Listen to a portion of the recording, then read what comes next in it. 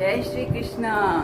मैं डॉक्टर पुष्पा तिवारी ग्वालियर से आपके समक्ष पुनः भगवत गीता के श्लोक का अर्थ लिए उपस्थित हूँ। समस्त खाद्य पदार्थों की उत्पत्ति जल से होती है। घास फूस अनाज इत्यादि तो जल से उत्पन्न होते ही हैं। मिट्टी के उत्पन्न होने का कारण भी जल है। अब ये जल का आधार वर्षा है। यज्ञ, भगवत गीता में यज्ञ शब्द का अर्थ है कर्तव्य का। यज्ञ मुख्यतः त्याग का ही प्रतीक है। वैसे देखिए तो ये हवन आदि के लिए उपयोग में होता है और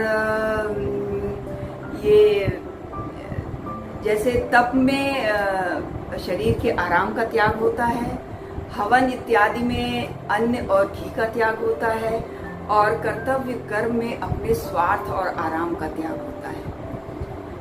तो अब प्रश्न ये उठता है कि कर्तव्य कर्म से वर्षा कैसे होती है। वचन की अपेक्षा आचरण का असर दूसरे पे ज्यादा होता है। भगवत गीता के 3 अध्याय का 21वां श्लोक में कहा गया है, यत् आचरति श्रेष्ठस्य तस् देवोत्तरः जना। मनुष्य जब अपने कर्तव्य कर्म का पालन करता है तो उसका असर देवताओं पे भी पड़ता है और देवता भी अपने कर्तव्य का पालन करते हैं और वर्षा करते हैं। इसके संबंध में एक कहानी प्रचलित है। 4 किसान बालक थे। आषाढ़ का महीना चल रहा था, वर्षा नहीं हुई। तो बालकों ने सोचा कि वर्षा भले ही ना हुई हो, अब हमारे हल चलाने का टाइम आ गया है तो चलो खेत में हल चलाते हैं। और वो जाके हल चलाने लगे। मोरों ने देखा कि वर्षा हुई नहीं, ये हल क्यों चला रहे हैं। जब उनको ज्ञात हुआ ये अपने कर्तव्य का पालन कर रहे हैं तो मोरों ने भी बोलना शुरू कर दिया। मोरों की आवाज सुन के मेघों को लगा कि बिना गर्जना सुने मोर बोलने लगे। तो जब उनको पता चला कि ये अपने कर्तव्य का पालन कर रहे हैं तो मेघ ने भी सोचा मैं क्यों पीछे रहूं अपने कर्तव्य कर्म से। मेघों ने भी गर्जना शुरू कर दी।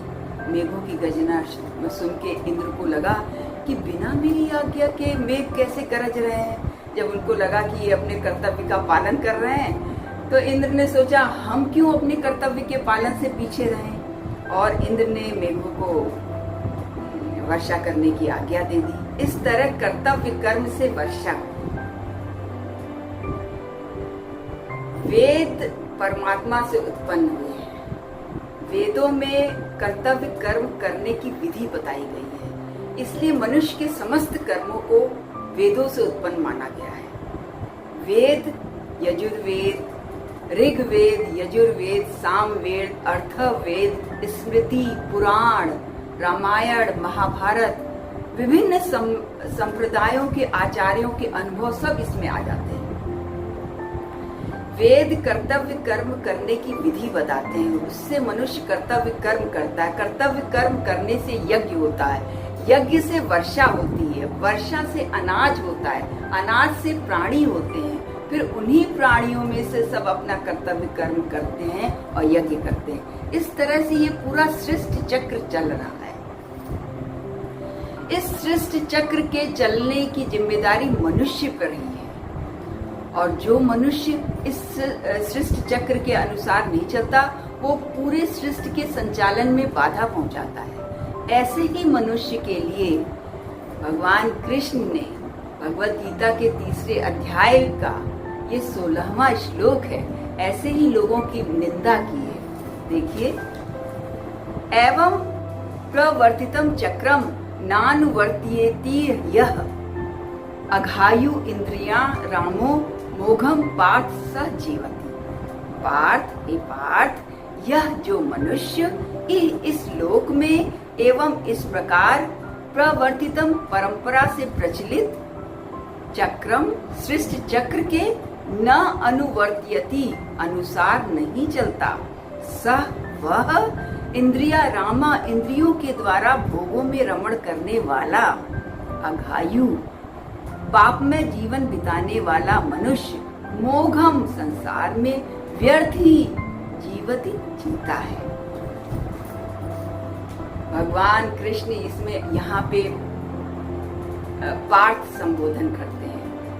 पार्थ कहने का मतलब है, हे अर्जुन, तुम उसी प्रथा कुंती के पुत्र हो जिन्होंने आजीवन कर्तव्य कर्म का पालन किया, तो तुम्हारे द्वारा तो कर्तव्य की अवहेलना होनी ही नहीं चाहिए। तुम जिसे घोर कर्म कह रहे हो वो तो तुम्हारे लिए यज्ञ है, कर्तव्य कर्म है, और कर्तव्य कर्म के अनुसार चलना ही सृष्टि चक्र के अनुसार चलना है। जैसे रथ के पहिए का अगर छोटा सा भी अंश टूट जाता है तो रथ के समस्त अंगों और उस पे बैठे रथी और सारथी दोनों को धक्का लगता है। इसी तरह जो सृष्टि चक्र के अनुसार नहीं चलता वो पूरे सृष्टि के संचालन में बाधा पहुंचाता है। व्यक्ति और संसार दो नहीं है, व्यक्ति और संसार एक ही है। जैसे मनुष्य का शरीर के अंगों के साथ और अंगों का शरीर के साथ संबंध रहता है, उसी तरह व्यक्ति और समाज का संबंध है। जब व्यक्ति अपना कर्तव्य पालन करता है तो उससे संसार को स्वतः ही सुख पहुंचता है, और अगर अपना कर्तव्य पालन नहीं करता तो उससे संसार को कष्ट पहुंचता है।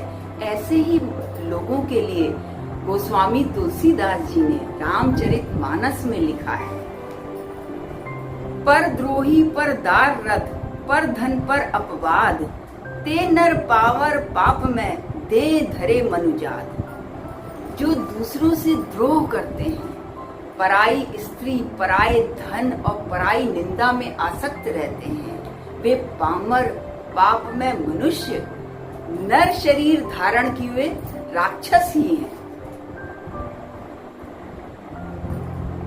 तो इसमें ये मोघम पार्थ सजीवति, भगवान कृष्ण कहते हैं कि ऐसा मनुष्य व्यर्थ ही जीता है। कहने का तात्पर्य यह है कि यदि आप संसार को सुख नहीं पहुंचा सकते तो कम से कम कष्ट तो मत पहुंचाइए। जैसे राम वनवास के समय अयोध्या वासी चित्रकूट भगवान राम से मिलने आते हैं, तो कोल, किरात, भील आदि जंगली मनुष्य उनसे यही कहते हैं कि हम आपके वस्त्र और बर्तन चुराते नहीं, यही हमारी बहुत बड़ी भलाई है। तो यदि आप संसार को सुख नहीं पहुंचा सकते तो कम से कम दुख तो ना पहुंचाइए। भगवान गोस्वामी तुलसीदास जी ने रामचरितमानस में लिखा है, तेज कृशान रोष महिषीषा, अग अवगुण घनी घनेसा, उदित केत सम हित सबही के, कुंभकर्ण सम सोवत नीके। जो दूसरों को जलाने में अग्नि के समान, क्रोध में यमराज के समान, और पाप में, अवगुण में कुबेर के समान धनी है, और जिसकी बढ़ती सभी के हित का नाश करने के लिए केतु के समान है, जिनके कुंभकर्ण की तरह सोते रहने में ही भलाई है। जय श्री कृष्ण।